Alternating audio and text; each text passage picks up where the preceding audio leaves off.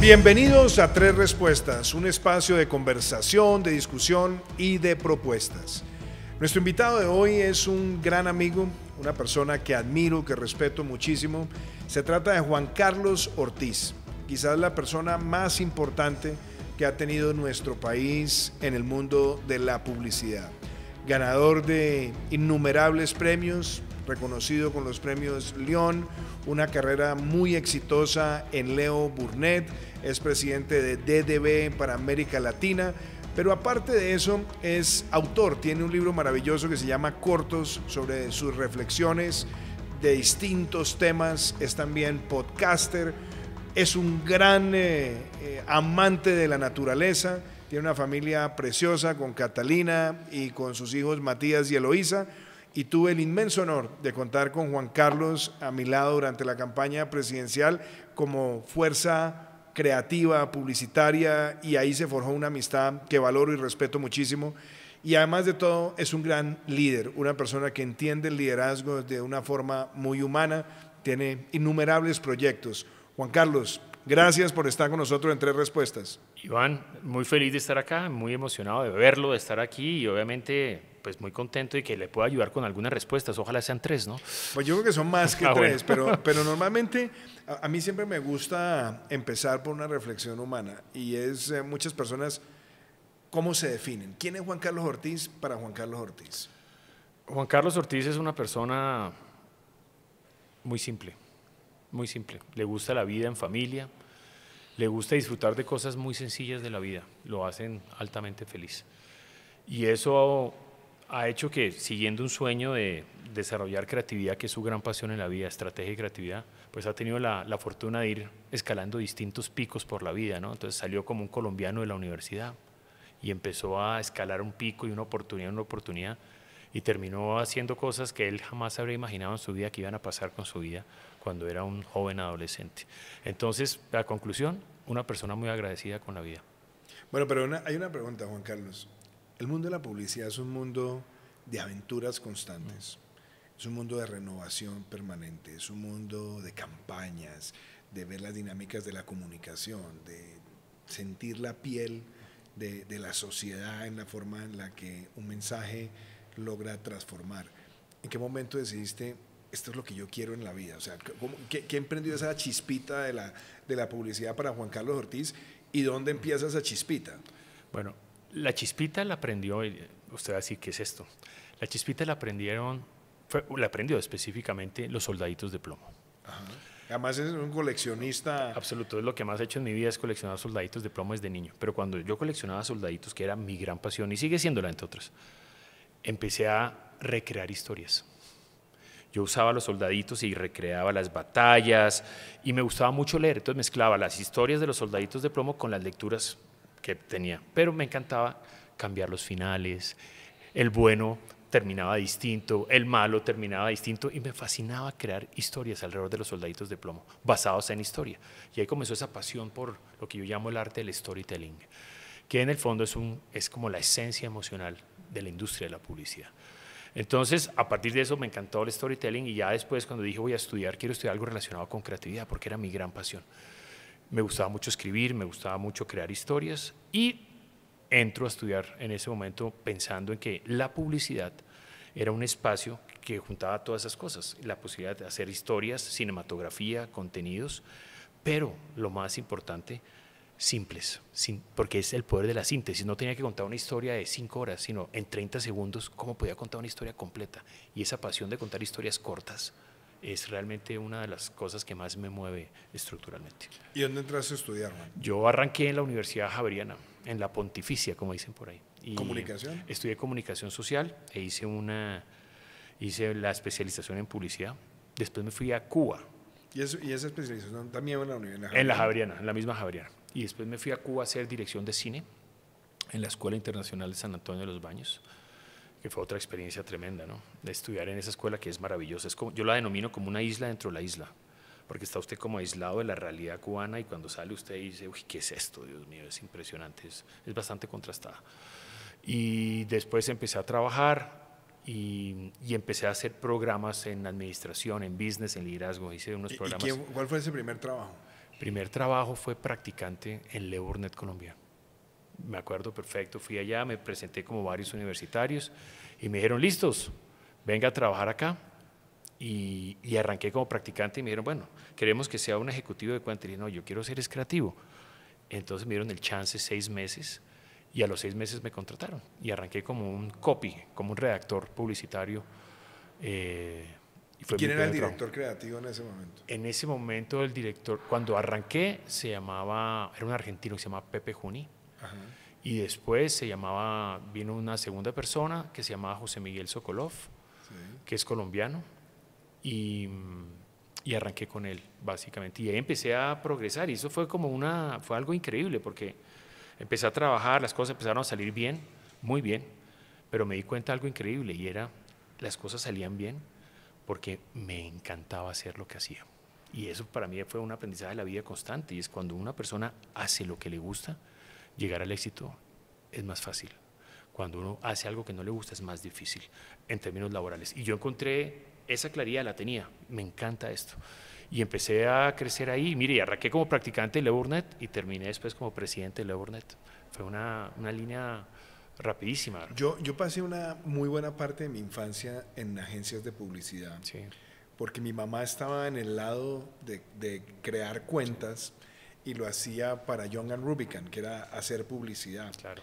En ese momento que la había fundado Jorge, sí, Arenas, claro, otro gran empresario, sí, colombiano. Y yo recuerdo, me encantaba ir a la agencia, acompañar a mi mamá. Sí. Entonces yo me metía a ver las campañas, sí, y los procesos creativos y me sorprendía siempre cómo los creativos tenían como un ambiente casi que de superestrellas dentro de la compañía. A algunos les gustaba pensar con las luces oscuras, otros tenían unas oficinas totalmente pues, no convencionales. Sí, claro. Y entonces me generó a mí una conexión y un amor muy grande por esa forma de comunicación. Y yo me acuerdo que en los años 90 yo estaba quizás en bachillerato al comienzo y salió una campaña que a todos nos impactó y era la de este señor que se monta a una buceta con una caspa y hay un señor que está adelante con el saco lleno de, sí, caspa y el señor le pasa la nariz como si fuera cocaína y decía la droga es adictiva, muy adictiva. La cocaína es adictiva, muy adictiva. Esa campaña, el cerebro de esa campaña es Juan Carlos Ortiz. Y te ganaste después un gran reconocimiento internacional. Creo que fue la primera vez que Colombia se ganó un León, ¿no? Y es la primera vez que Colombia ganaba el León de Oro, y que lo ponía como el comercial de servicio social más importante del mundo. Y 2, era la primera vez que Colombia lo hacía. ¿Cuántos años tenías ahí? En ese momento era presidente de Le Burnett Colombia.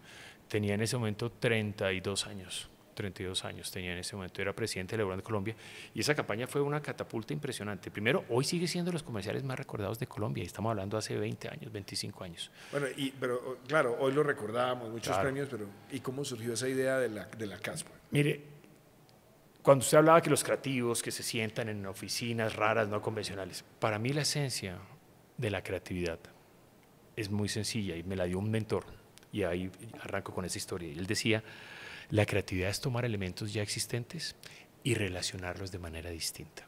Porque usted nunca va a crear cosas de la nada, usted crea sobre cosas existentes. Entonces, ¿qué es lo importante? La observación. Cuando usted observa la vida, la gente cómo se mueve, la gente cómo vive, tiene usted la capacidad de tomar elementos y relacionarlos de manera nueva.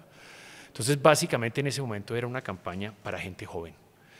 Y nos habíamos dado cuenta que la gente joven, cuando usted le dice, no haga esto, lo primero que hace es hacerlo. Ese es el funcionamiento. Entonces, para la gente joven necesitamos desarrollar una campaña contra el consumo de cocaína y fue la primera vez que dijimos, rompamos completamente el molde.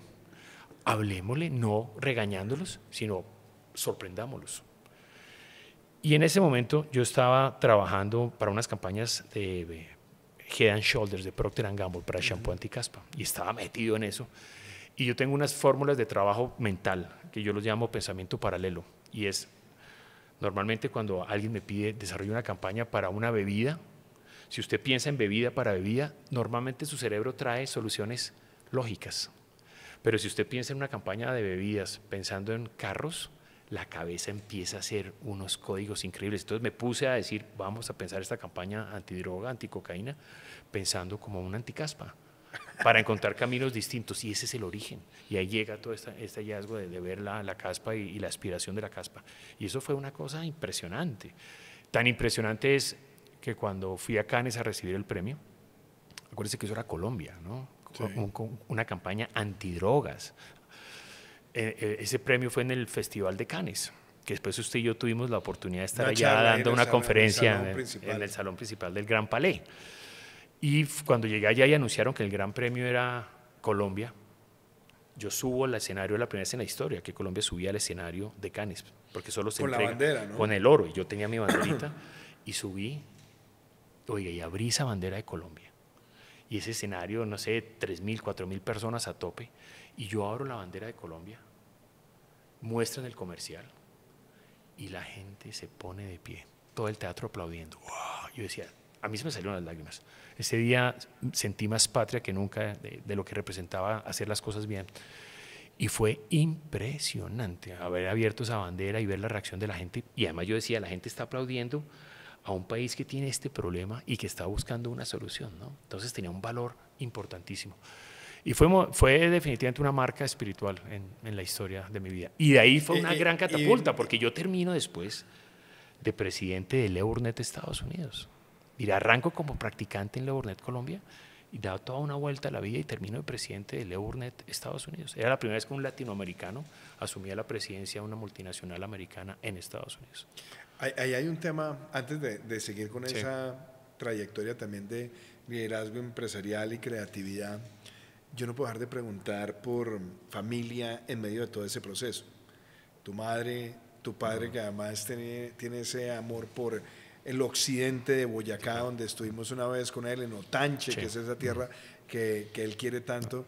A ver, ¿qué influencia hay también de los padres, de la naturaleza, de ese Boyacá maravilloso y esa sensación para ellos de ver a su hijo coronar a muy temprana edad en una carrera tan competida como la publicidad? Total. Mire, yo creo que, primero creo que hay un orgullo, ¿no? Uno es lo que ve en la vida. Y mi padre es un personaje maravilloso, es como un Tarzán, le fascina es el campo y la vida del campo lo apasiona. Y él siempre fue también una persona que me contaba historias desde pequeño, entonces yo siempre escuché eso. Y mi madre era una persona mucho más, llamémosla, de escuela universitaria, de libros, de leer cosas. Mi padre era más empírico, mi madre más metodológica. Y creo que esa mezcla generó eso, porque mi vida se ha convertido en un tema constante como medio unicornio, y es tener la parte creativa y la parte de negocio, como la parte estructural, empresarial, llamémosla, constantemente de la mano.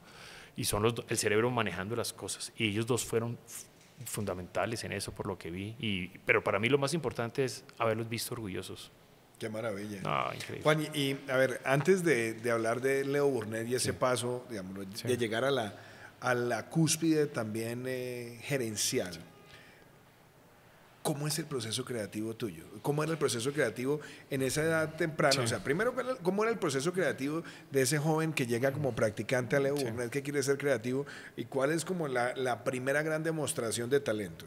Y después, ¿cómo ha ido cambiando ese proceso creativo? Porque hoy tenemos muchísimos distractores, hoy tenemos celulares, tenemos redes sociales, tenemos muchas cosas. ¿Cómo es el proceso creativo hoy de Juan Carlos Ortiz? El proceso creativo es muy importante y muy sencillo, y es la industria nuestra, la industria de la creatividad, es un reflejo de la sociedad. Es como un espejo, así vive la gente. Entonces, cuando usted tiene claro cómo vive la gente, usted puede observar cómo vive la gente. Y ahí usted empieza a encontrar una cantidad de detonantes y de momentos mágicos que de repente mucha gente no codifica porque los hace diariamente, y cuando usted los saca, los vuelve mágicos. ¿Qué quiero decir con esto? Usted me dice las redes sociales, los teléfonos, todo. Es que si la industria de la creatividad es un reflejo de la vida de las personas, uno no puede pensar hoy en hacer comunicación, contenidos, estrategia, sin utilizar las cosas que la gente usa para la vida. No es que sean temas aparte, la gente vive con un teléfono, la gente vive con redes sociales, ahora con inteligencia artificial, pero la gente también se emociona y los elementos emocionales son muy importantes. Entonces, todo hace parte de cómo vive la gente. Cuando usted observa y entiende cómo vive la gente, puede empezar a desarrollar campañas creativas increíbles porque logra encontrar esos momentos emocionales importantes y con esos mismos momentos emocionales sorprender a la gente. Y a la gente le gusta verse sorprendida con temas que ellos de alguna forma pueden sentirse relacionados. Entonces, conclusión, somos un reflejo de la sociedad y el éxito de la creatividad es entender y ver ese reflejo y mirarlo, cómo vive la gente. Sin eso es muy difícil, por eso me dicen a mí, la creatividad, es que la creatividad es una mezcla de cosas.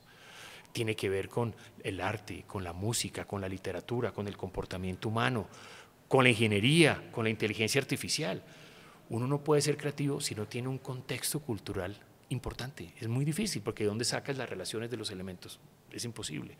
Y eso creo que es increíble. Y si uno empieza, digámoslo, a entrar a la parte que puede ser más tediosa para un creativo, porque yo me imagino que cuando uno está creando tiene la libertad al máximo, realmente con la presión de que hay que entregar para los cumplir tiempos, a los clientes y demás, pero de ahí a entrar a la parte gerencial, que ya te toca en algunas ocasiones ser el malo del paseo, el que está tallando, el que pone orden, y quizás con unos factores de mucha más rigidez que estar en el proceso creativo. ¿Cómo es esa transición de ser una mente creativa a también empezar a asumir una serie de controles de carácter gerencial y algo todavía más complicado, el manejo de los recursos humanos desde el lado de la publicidad, donde... Claro, alguien te veía antes como, este es el creativo, es el bacán que nos está ayudando aquí a soñar y a construir el mensaje, y ahora es, como dirían los argentinos, el hinchapelotas, ¿no? Entonces, ¿cómo es eso? Mire, la decisión mía de moverme hacia la parte gerencial fue una decisión absolutamente pensada. ¿Y por qué? La industria de la creatividad, la esencia es ideas. Ideas que generen reputación, crecimiento, awareness, lo que usted quiera. Pero resulta que a veces, si este es el valor, la gente que va a llamar a una compañía de comunicación la va a llamar para necesito ideas, ¿correcto? Cuando usted es un creativo, y eso fue lo que mi pensamiento es, yo no quiero tener un departamento creativo, yo quiero tener una compañía creativa. Y entendí que si no asumía el control de la compañía, no podía volver la compañía creativa, sino que era un espacio simplemente de este es el departamento y será visto como un departamento. Al hacer ese salto, las compañías que manejé explotaron creativamente. La última que fue DB, terminamos volviendo la compañía más creativa del mundo en el Festival de Cannes, pero es porque usted tiene la capacidad desde arriba de generar la infusión completa, que lo primario aquí es la idea, y toda la compañía tiene que girar alrededor de la idea centric. Y eso es un diferencial total. Yo creo en las compañías creativas que son lideradas por creativos. Ahora, no todos los creativos tienen la capacidad de liderar una compañía, pero cuando los encuentra están. Mire las grandes historias de las compañías publicitarias. ¿Quiénes la lideraban? Leo Burnett era un creativo. DDB, Bill Bernbach, un creativo. Y así vaya usted por el recorrido. David Ogilvy, un creativo. Las grandes historias están creadas por creativos. Y yo siempre los tuve a ellos como referentes. Entonces mi esfuerzo es pasar a Leo Burnett como líder creativo de toda la compañía. Y terminé siendo líder de toda la compañía después desde Estados Unidos. Y cuando paso a DB a crear todo este modelo latina, también paso como líder a crear todo el modelo latino desde la creatividad. Y siempre busco mentes creativas para las operaciones, para que las manejen, porque marca un diferencial increíble. Uno se puede equivocar porque hay creativos que de pronto no tienen esa condición o no logran tener eso, pero cuando usted encuentra un creativo que tiene liderazgo de compañía, entiende lo básico de los números, porque un presidente no es el que está haciendo números todos los días. Usted tiene un CFO, tiene un director financiero, pero tiene que entenderlos. Y eso le permite a usted generar la claridad de la visión. La diferencia es total, Iván, total. A mí me pasa. Y se vuelve más atractivo para el talento que usted, si la gente le gusta trabajar en esas compañías donde hay mucha más injerencia en las ideas. Yo recuerdo que en esa niñez donde mi mamá estaba en la agencia, yo iba a hacer publicidad, el creativo era Marco Fonseca, que era un personaje maravilloso. Después llegó otro que era Ernesto Santagostino. Bueno, claro, brasilero. Y entonces yo recuerdo que un día me dijo, venga, Chino, venga, le voy a dar un regalo. Y me regaló este libro que era Ogilvy y la publicidad, que es maravilloso, de campañas. Yo sé que ese libro, por supuesto, está en tu biblioteca, de esos libros que cualquier persona en la publicidad debería tener. Total. Pero eso me lleva a la pregunta de campañas y campañas que uno lleva en el recuerdo. Hablamos de Caspa Sí. en el contexto de cómo luchar contra el consumo de cocaína, pero después vinieron otros proyectos muy interesantes. ¿Por qué no hablamos un poquito de esas campañas que tú atesoras, que dices, hey, estos fueron momentos de transformación? Porque en esos 90s también, para el Mundial de Estados Unidos, creo que fue 94, salió Lugar Equivocado. Claro, eso Da fue Vivienda en el Lugar Equivocado. fue Da Vivienda, que fue trabajado con un equipo increíble. Ahí estuvo Julián Arango, que era actor, trabajaba en la oficina de Leurnet, me acuerdo, fue Julián increíble. Y estaba Fernando Escobar. Fue un equipo sensacional en la creación de eso. ¿Y cómo fue esa historia? La historia, la semilla del Lugar Equivocado nace de Julián. Él es el que dispara eso.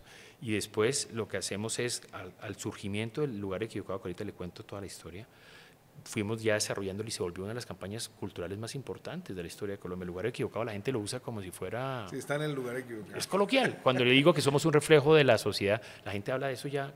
Alguien me decía, y lo creo, una campaña es exitosa cuando la gente en la fiesta infantil la comenta, porque se vuelve la vida, es cultural. Entonces, si usted se fija, en esa época de vivienda, que fue interesante, toda la banca colombiana era una banca seria, me acuerdo perfecto de todo eso.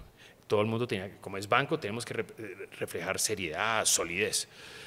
Y esta es la primera campaña que rompe ese esquema con humor. Y la gente estaba en pánico. Pero humor, un banco en Colombia, ¿no? ¿Qué es esto? Y sale una campaña de humor y después toda la banca con el tiempo gira. Y se va a buscar humor, se va a buscar otro tipo de cosas. Ya no es soy más grande, soy más fuerte, soy más sólido, que eso a la gente no le importa. Y ese cambio estructural de haber pasado a un tema de humor y obviamente establecer un tema de cercanía y de experiencia distinta, fue una cosa que rompió completamente el sistema y Da Vivienda se disparó con eso y es una marca absolutamente cultural. Eso demuestra claramente que siempre las personas a nivel de innovación están buscando disrupciones. Es normal, la gente está buscando cosas que la atraigan. Y ni hablar ahora con las redes sociales, porque ahora la atracción tiene que ser más cotidiana y más rápida. Pero el concepto de Lugar Equivocado tiene un valor y hoy, yo sigo hoy trabajando con Da Vivienda desde Estados Unidos, pero sigo trabajando con ellos, no he parado de trabajar con ellos. Tal vez el cliente con el que más años he trabajado en mi vida es Da Vivienda.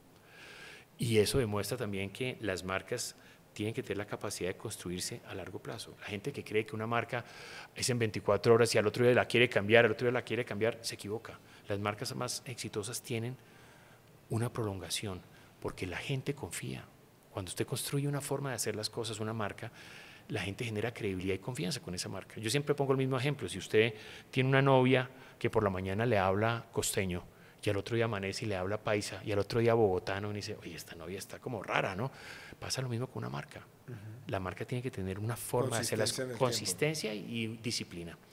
Y eso ha sido el éxito de Da Vivienda, porque no solamente fue el momento de la aparición del Lugar Equivocado, sino el éxito mayor de Da Vivienda no ha sido solo eso, ha sido ser riguroso en mantenerlo y constantemente refrescarlo. Y eso es una cosa que es tremenda. ¿Qué otra campaña tienes así en el recuerdo? Mira, muchos. Da Vivienda es una, La Caspa es otra. Una campaña, por ejemplo, haber aparecido y trabajado en el primer Super Bowl, que eso fue con Mars, con Skittles, con los dulcecitos de colores en Estados Unidos y estar en un Super Bowl. Trabajar, por ejemplo, desarrollamos campañas muy exitosas para Brasil con la cerveza Brahma. Una campaña, por ejemplo, que me llegó al corazón. Brahma Shopping, número 1. Impresionante. Y eso fue una cosa sensacional. Lo de Brasil es una cosa, y además eso sí que es cultural. En España hemos trabajado cosas sensacionales también. Me acuerdo mucho cuando lanzamos la primera campaña de hologramas, la primera manifestación, pero como eran prohibidas hacer las manifestaciones, creamos una manifestación en hologramas. Fue una cosa loca.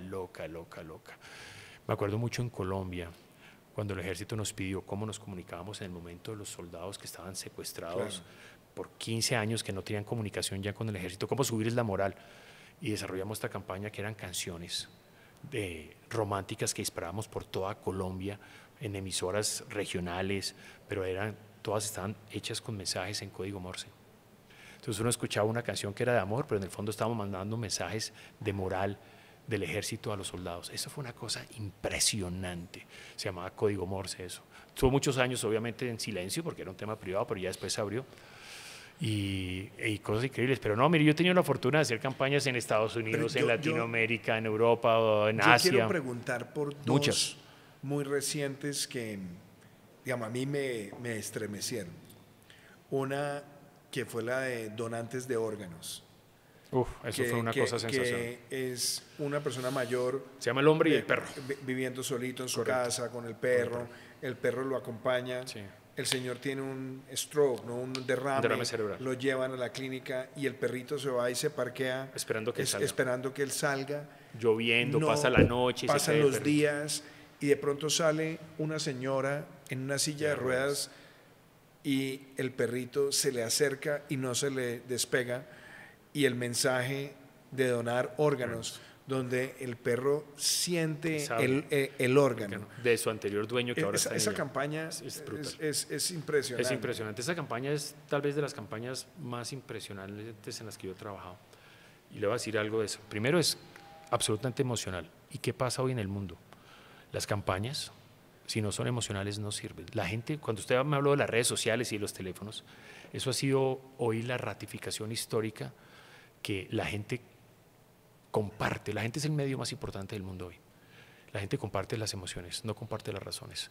Y las campañas emocionales, la gente se encarga de reventarlas. Esa campaña del perro y el hombre que usted narró magistralmente, que la filmamos y fue un éxito increíble, llegó a ser el video en YouTube más visto en el mundo, compartido por la gente. Fue impresionante. Fue una campaña. Cosa, es de una... Y yo cada vez que muestro esa campaña, la gente llora al verla. Y esa campaña, para que sepa, me la censuró mi esposa y mi hija, porque se quedaron impactadas con la historia y con el perro, y ellos son animalistas profundos. No es que tenga nada contra los perros la campaña, pero el perro es el que reconoce como la posmuerte de su amo, y quedaron demasiado sensibilizadas. No, pero ¿cómo? Fue una cosa increíble. Realmente es una campaña, yo creo que es de las campañas en las que he trabajado que más sensibiliza a una audiencia en el mundo. Cada vez que pongo eso, la gente queda desbaratada y es increíble. Si la quieren ver, El hombre y el perro se llama. Juan Carlos, y otra también muy interesante, que es sobre esta famosa tienda en el Reino Unido, que es con Elton John. Sí, claro. Donde empieza con esta canción... se me fue ahorita el nombre, la de It's a Little Bit Funny. Esa canción, This Is Your Song. Correcto. Esa canción empieza y va contando la vida de Elton John hacia atrás. Y termina con el niño bajando las escaleras de la casa, con el pianito, sentándose en el piano y tocando. Y ese mensaje, cuando él abre su regalo y le dan de regalo de Navidad a los 5 años el piano, y entonces dice, hay regalos que son más que regalos. ¿Cómo fue ese proceso creativo? También es precioso. Eso fue increíble. Ahí, este es un equipo inglés brillante, Rick Bring, al cual quiero y admiro mucho. Esa campaña es para John Lewis, que es la cadena una cadena importantísima en Inglaterra de ventas. Y básicamente cada año John Lewis hace en Inglaterra, su fenómeno cultural es el comercial de fin de año de John Lewis. Siempre. Hay otro que era con Queen, ¿no? Correcto, y usted coge una historia y siempre, cada año es una cosa mágica, es la pieza que Inglaterra espera cada año en Navidad, y es la pieza de John Lewis. Mire lo que es el reflejo cultural. Ellos no hacen más, simplemente es la pieza emocional de fin de año. Y rebatir esa pieza y mejorarla es muy dura. Y ese tema, por ejemplo, con John Lennon, ya estaba muerto, de John Lewis, pero usando a Elton John. Estábamos convencidos que Elton John no iba a aceptar eso porque que no se podía hacer porque era muy caro. Y Elton John, cuando vio el guión, mire lo que él había dicho, no, es que no es un tema de plata, es que yo lo quiero hacer. Y ahí es donde usted entiende que las historias tienen el poder de acercar y de convocar a la gente. Los que les gusta verlas, pero él quiso hacerla porque la historia lo apasionó y era la historia de su vida. desde el pequeño tocando en un pianito y relacionado. Eso fue, y creo que las historias de John Lewis, que fueron muchas, tal vez es la más histórica y la más recordada de todos. Y una pregunta que yo también quiero hacer es sobre la publicidad y el cambio de historias, de hábitos en la humanidad, ¿no? Yo recuerdo que Malcolm Gladwell hizo una vez un TED Talk maravilloso sobre Pete Borowitz. Cuando Pete Borowitz, que analizaba consumidores, él estuvo muy presente en la campaña famosa de los años 80 de la mostaza del Grey Poupon, sí, claro, que eran los dos Rolls Royce que pasaban, los señores bajaban el vidrio y se ofrecían la mostaza, y eso generó un hábito de consumo de una mostaza mucho más sofisticada que la que normalmente consumía en los Estados Unidos. Entonces logró introducir un producto de lujo en el comercio masivo.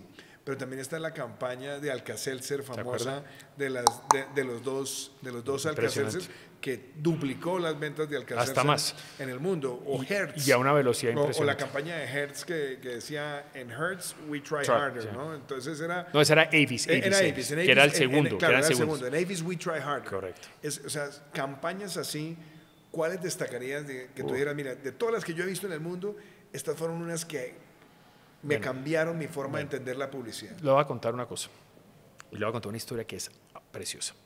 Tal vez la campaña, a mi gusto, más importante de la historia de la comunicación, se realizó en los 50 y fue creada por DDB, Bill Bernbach, el fundador de DDB. Sí, claro.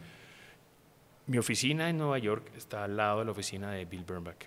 Y durante un proceso de renovación, me senté en esa oficina, que es como y estuve trabajando ya unos meses en la oficina de Bill Bernbach. Imagínense, yo decía, Dios mío, esto sentía energía por todos lados. Ya Bill Bernbach muerto hace años, se mantenía como un museo. Y encontré un documento original de cómo se lanzó Volkswagen, el escarabajo. El carro del pueblo. El carro del pueblo, en los 50. No, usted no me imagina esta historia. Esa campaña es un concepto que se llama Think Small. Tal vez la campaña más influyente de la publicidad moderna. Think Small, porque se lanzaba el escarabajo. Carro pequeño. Y Think Small es la única campaña de comunicación y publicidad que está en el Museo de Arte Moderno en Nueva York, en el MoMA. Hace parte de la exposición del MoMA, la campaña original de Think Small. ¿Y qué pasa? Que el documento que me encontré, Iván, para que se dé cuenta de la potencia de lo que es esto. Volkswagen se lanzó en Estados Unidos post Segunda Guerra Mundial. Se lanzó inicialmente en Nueva York. Y Volkswagen es un carro alemán. Claro. Y obviamente alemán en su momento representaba que había tenido cercanías a lo que había sido el nazismo, a todas esas historias. Entonces el documento con el cual Bill Bernbach tomó y lo repartió a tomó la historia y la reflexión y lo repartió a su equipo de creativos para crear Think Small, decía lo siguiente: por favor, piensen, esto es increíble, cómo vender un carro nazi en un barrio judío de Nueva York. Wow. Manhattan. Y con ese documento arrancaron a trabajar para crear Think Small. Impresionante. Impresionante. Entonces, fíjese que no es un tema publicitario, porque las grandes ideas no son publicitarias, las grandes ideas son de la vida. Y eso es lo más importante, porque la vida es la que nutre las ideas. Esa historia es tremenda. ¿Qué tal? Que a uno, a mí se me paran los pelos. Bueno, yo voy a entrar en unas preguntas que me involucran de cierta manera, pero no para hablar ni de mí ni de la política, sino de las circunstancias. Para mí fue una experiencia fascinante contar con un amigo que me dice, oiga, lo quiero acompañar en un proceso político, pero para transmitir unos mensajes de lo que queríamos para Colombia.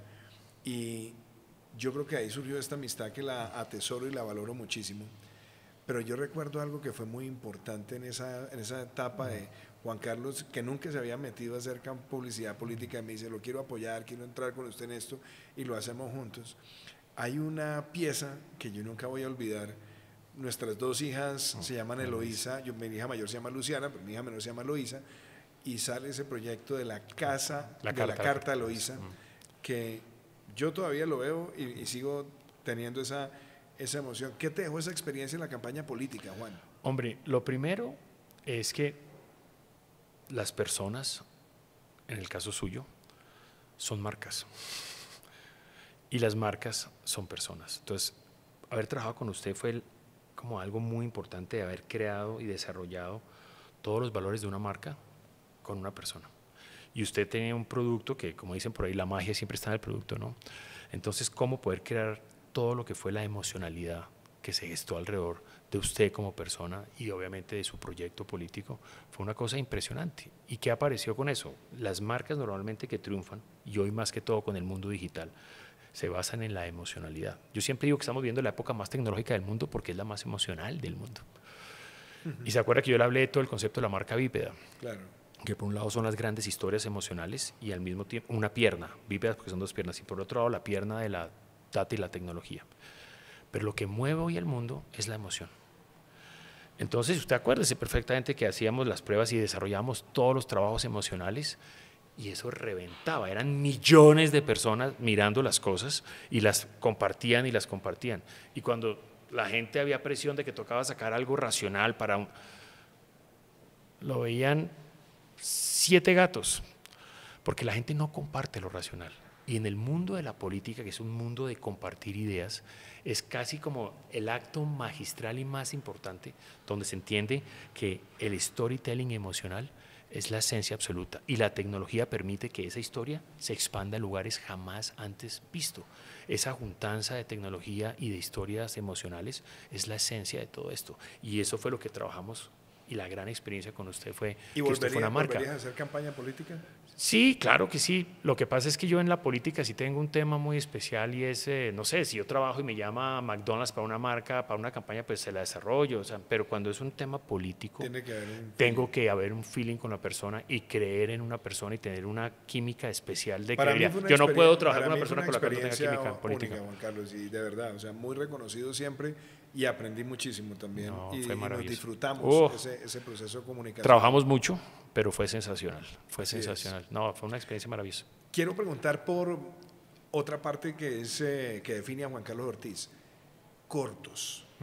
Ya vamos para 2 libros, ¿no? Tres libros tres, de cortos. Trilogía ya. Entonces coges el celular y empiezas a escribir historias. Esas historias. Bueno, ¿cómo surgió Cortos? Y bueno, ¿y qué sigue? Bueno, Cortos surge de una necesidad de contar. Acuérdese con todo esto que le cuento de la emocionalidad, yo creo, Descartes decía, pienso, luego existo. Yo lo usé positivamente y lo convertí porque creo en eso, en comparto, luego existo. Las cosas cuando se comparten existen, por eso la comunicación que se comparte existe, o las marcas. Yo tenía una cantidad de historias porque mi vida profesional me ha llevado a hacer unas cosas que realmente agradezco, increíbles, ¿no? O sea, haber pasado de manejar una compañía en Colombia, luego en Latinoamérica, luego en Estados Unidos, luego globalmente, ha sido una cosa increíble, increíble, llena de riquezas de experiencias y de historias vividas, y además como colombiano. Entonces, todas esas experiencias han sido sensacionales y empecé a decir, ¿qué cantidad de historias? Me tocaba volar, pues me toca volar mucho en aviones de trabajo. Entonces yo decía, si este avión se cae, todas las historias que yo tengo en la cabeza de cosas maravillosas se van a desaparecer. Entonces el avión fue el que me puso la alarma y el mismo avión fue el que me dio la creatividad. Entonces dije que puedo empezar a escribirlas, pero las voy a escribir no solamente son historias de creatividad por el mundo que me han impactado, sino que las quiero escribir también de forma creativa. Y digo, voy a escribirlas de este mundo. Lo primero es desde un teléfono, que es como mi alter ego, quiero hacerlas desde un teléfono. Y segundo, quiero siempre escribirlas en un avión, volando. Entonces yo escribía los titulares de todas las historias, tenía cientos de historias para contar, y me subía a un avión y en un avión usted sabe que es un templo, usted se desconecta de un avión, no lo llaman, no lo molestan, no le dicen, y entonces escribir un avión era magistral, pero desde un teléfono, porque yo creo en el teléfono como el alter ego absoluto de la vida. Y empecé a escribirlas. Me demoré 4 años escribiendo el libro. Pero también yo soy un creyente absoluto en la simplicidad. Yo no creo en las cosas que no sean simples. Cortas. Tienen que ser cortas. El mundo, y yo siempre utilizo esa frase que es mi mantra, es TLDR. Too long, didn't read. Si es largo, la gente no lo comparte, no funciona y no lo leen. O no lo ven, no lo sienten. Entonces, todas son historias cortas, que es lo que he hecho en mi vida. Síntesis, síntesis. Y me escribí inicialmente casi 200 historias que no podían ser más de 3 páginas cada una, completas, como un buen comercial, como un buen film, reales todas por el planeta entero y empecé a hacerlas. a escribirlas y siempre en avión, las pulía, las arreglaba y después, mire lo que es la vida, desde el mismo teléfono con el que escribí el libro y empecé a editar pequeños films contando pequeñas historias de un libro escrito desde un teléfono a 30.000 pies de altura y lo empecé a disparar. Y esa cosa de repente, una historia, un libro escrito en un teléfono, volando en aviones, era demasiado novedosa en su momento. Fue el primer libro escrito de esa manera.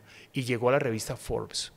Pero la misma gente compartiendo. Sí, eso fue sensacional. Y la revista lo coge y dice, ¿qué es esto? Me entrevistan, lo denominan el libro postmoderno. Y esa vaina estalla. Pero el mismo teléfono con el cual escribí fue el vehículo para la misma campaña de comunicación. Interesante, ¿no? Y eso fue increíble. Y, a ver, ahora que sigue también, o sea, ya voy a hacer un poquito cortos, sí. pero porque hay una fase nueva de Juan Carlos Ortiz, el podcaster. Sí. Entonces te juntas con unos amigos Sí. Y armas, como dicen ahora muchos pelados, un parche. Un parche Y absoluto. Se reúnen y hablan de todos los temas. De la vida desde el ojo, desde la óptica del deporte. Desde la óptica del deporte. Pero es la vida realmente. Ok, y eso, bueno, y ese proceso, ¿cómo se da? Yo tuve el honor de haber estado un día claro, con ustedes maravilloso.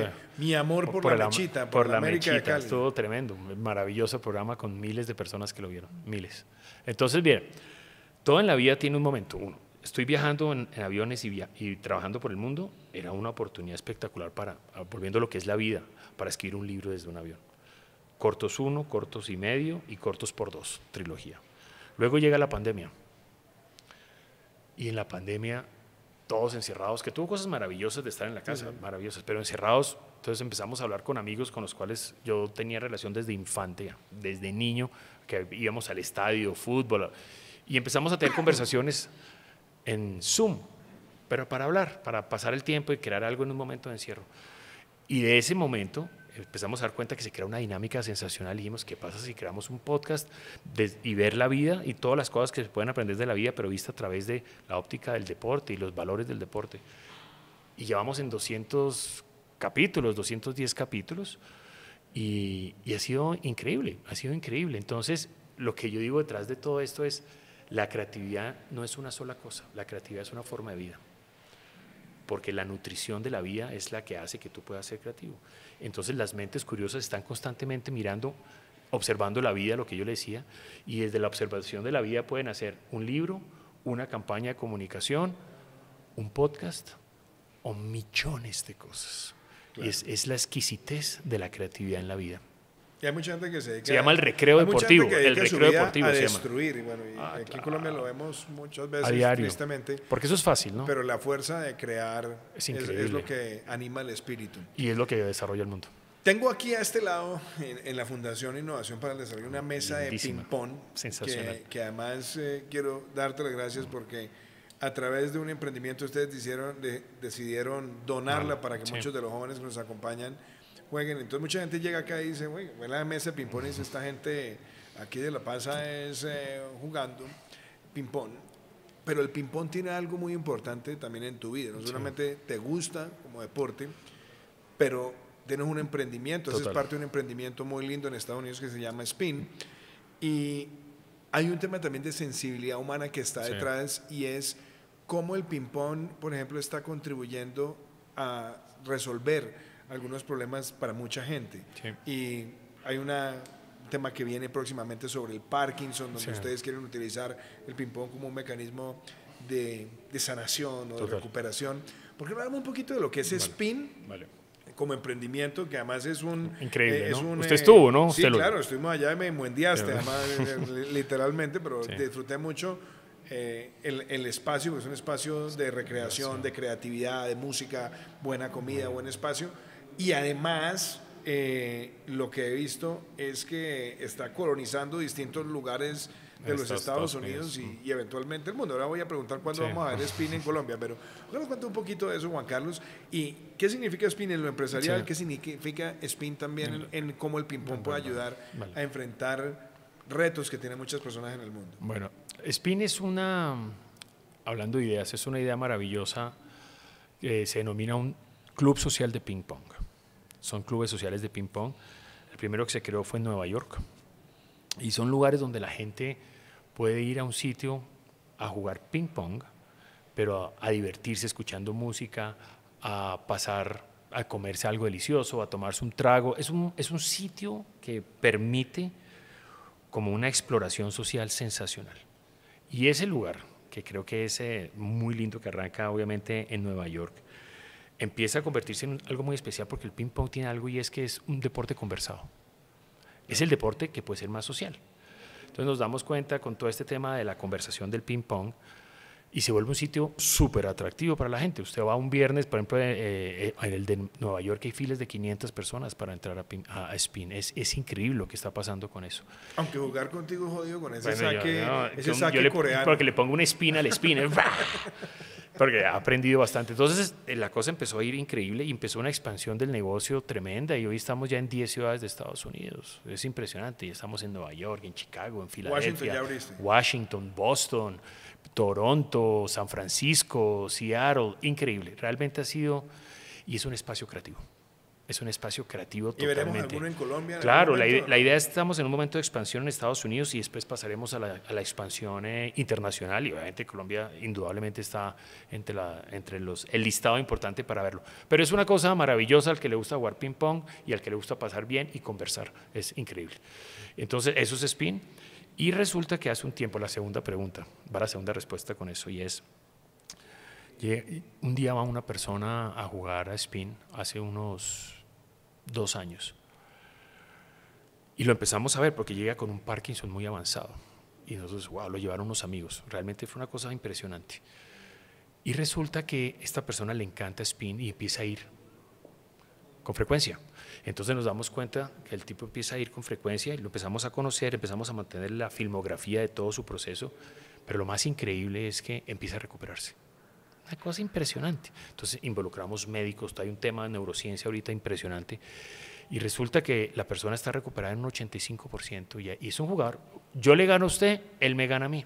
Es impresionante.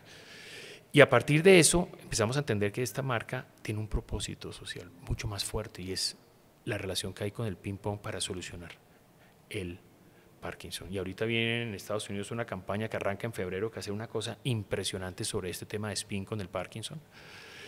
Y resulta que ahora abrimos los jueves a la fundación de Parkinson de Estados Unidos y llegan cientos de personas a jugar con Parkinson. Y usted no se imagina, Iván, la recuperación. Mira, a mí se me paran los pelos cuando yo veo esto. Y resulta que el ping pong tiene en este momento, y estamos creando obviamente todo un proceso metodológico para hacerlo bien, y se empiezan a repartir esto como un proceso de sanación. Es increíble.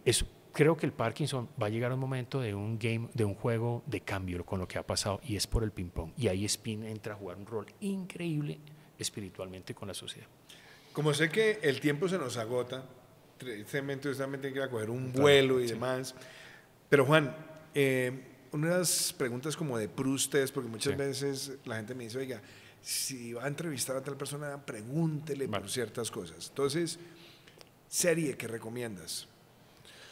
Serie de televisión que recomiendo. Bueno, voy a arrancar con una serie. Yo en eso sí soy un clásico absoluto. Voy a recomendar una que se ha visto todo el mundo, porque me tiene apasionado desde el día 1, que es Game of Thrones, y la segunda parte, la de los dragones. Es impresionante, sin duda alguna. Una película. Y ahora que estamos en la era de la inteligencia artificial, sin duda alguna, Ridley Scott, Blade Runner. Eso me marcó la vida siempre. Histórica. La primera con Harrison Ford. Con la primera con Harrison Ford, qué cosa. Y hoy tiene el valor más impresionante, ¿no? Es tremendo. ¿Qué es inteligencia artificial y qué es humano? Es tremendo. Un libro. Yo creo que sin duda alguna del sentimiento trágico, la vida de Miguel de Unamuno. Una cosa me marcó la vida. Buena carga de profundidad. Brutal, un ensayo y frases que queda uno, wow, sí, tremendo, claro. Tremendo. Otra pregunta que quiero hacer ahí, ya te pregunté por libro, te pregunté por película, pero un lugar. Un lugar para la vida, le voy a decir dos. Uno que me llena el corazón siempre es Subachoque, porque el espíritu de Subachoque me encanta, me siento en un sitio precioso. Y un lugar que para mí tiene una magia sensacional es Edimburgo, en Escocia. No me pregunte el por qué, pero allá siento una cosa que no siento en ningún otro lugar del mundo. ¿Con whisky o sin whisky? Sin whisky. Y con whisky me imagino también, pero yo soy mal bebedor, pero me encanta. Tremendo, Juan, Edimburgo. Una última pregunta.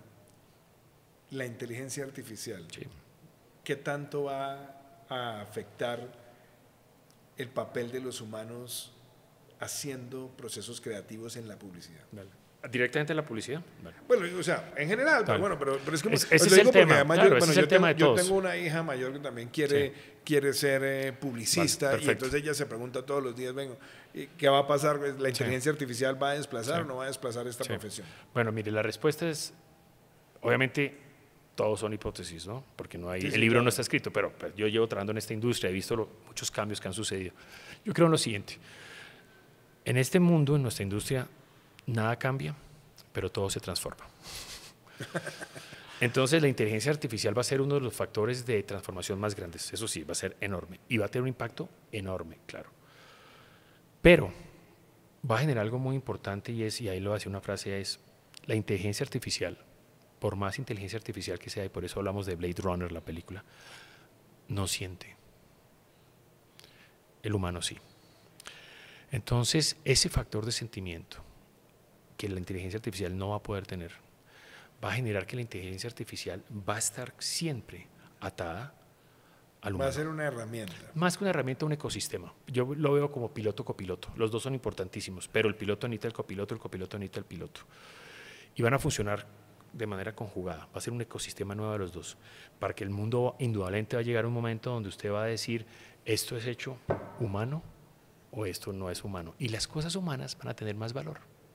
Porque va a ser van a subir, va a ser un homenaje a las cosas que la gente va a decir, deme algo humano, porque va a tener un valor adicional. Y hay una frase sensacional que es la siguiente, que el otro día leí en el Wall Street Journal, que decía, y hablando ya de la industria, para que le diga a su hija, el creativo nunca va a poder ser sustituido por la inteligencia artificial, por un tema de sensibilidad, por eso, claro, de emociones. Pero el creativo que no maneje inteligencia artificial sí va a ser sustituido por el creativo que la sabe utilizar. Esa es una frase tremenda. Pero conclusión de toda esta película va a ser un ecosistema y ya estamos viendo impresionante, pero ese ecosistema va a aniquilar muchos trabajos. El trabajo por medio de la industria y de muchas industrias va a desaparecer, porque es un trabajo mucho más de método. Y ese trabajo sí lo va a hacer la inteligencia artificial y lo va a hacer mejor y más rápido. Pero el trabajo del sentir es el único factor que va a permitir que el ser humano tenga un valor mucho más importante. Una frase que Juan Carlos Ortiz tenga como guía, que diga, esta frase vale, la llevo conmigo siempre. 2. Make it simple. Hazlo simple. Yo soy un depurador por naturaleza. Yo cojo todo y lo depuro. A mí lo que me gusta es quitar y llegar a un hilo, que es la esencia de todo. Soy un depurador. Make it simple, me fascina. Y la segunda, siempre sigue a tu corazón. Siempre, eso no falla, porque la emoción va a triunfar siempre. Y la emoción ha triunfado siempre, con inteligencia artificial, con redes sociales. Lo que pasa es que cambia la transformación del proceso, pero la emoción está ahí. Juan Carlos Ortiz, muchas gracias por estar acá en Tres Respuestas. Y voy a decir una cosa, el que me metió en este cuento de los podcasts es su señoría. En una conversación que teníamos en Miami, me dijo, oiga, a usted le encanta conversar, conoce mucha gente. Y la verdad es que estamos cerrando este año 2024 con este podcast con más de 30 episodios. Imagínese. Entonces esta es una ocasión para darte las gracias. Y Juan Carlos, siempre un privilegio y un honor escucharte. Muchas gracias. Oiga, estoy feliz de estar acá, muchas gracias. Y bueno, que viva la vida.